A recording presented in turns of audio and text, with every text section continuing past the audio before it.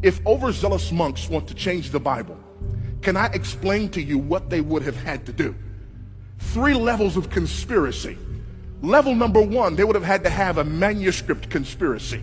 When we're talking about just the New Testament itself, there are over 6,000 manuscripts or portions of manuscripts for the New Testament itself. Now, that may not sound like a lot to you, but can I compare it to a couple of things? Julius Caesar's Gallic Wars. That's how we know about Julius Caesar and his conquest. We have around 10 manuscripts. Aristotle's Poetics.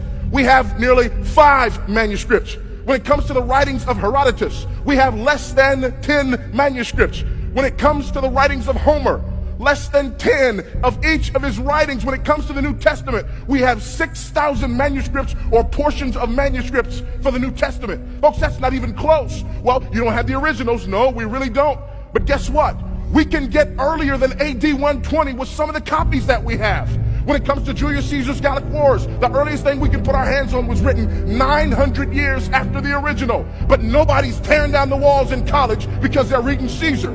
When it comes to Aristotle, the earliest thing we can put our hands on was written 1,400 years after the original. But when it comes to the New Testament, we can put our hands on documents that were written within decades of the originals. So if these overzealous monks wanted to doctor the Bible, what they would have to do is find over 6,000 manuscripts, change all of them, not show their ink work, get them all back where they stole them from, and never tell anybody what they did. That's just level number 1.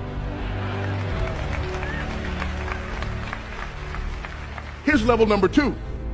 Jesus said, go and make disciples of ta ethne, every people group. Funny thing about people groups, they tend to speak different languages.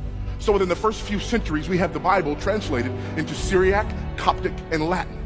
So now these overzealous monks have to find 6,000 Greek manuscripts, change those, doctor them up, don't show your ink work, get them back, go find all the Syriac, Coptic, and Latin translations of those Greek manuscripts, change those to match the lies that you told in another language, and get those back where you stole them from. And that's just level number 2.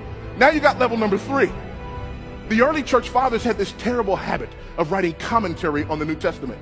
So much so that Bruce Metzger argues, if all we had of the New Testament was the quotations and citations by the early church fathers, we could reproduce over 95% of the New Testament just from their writings.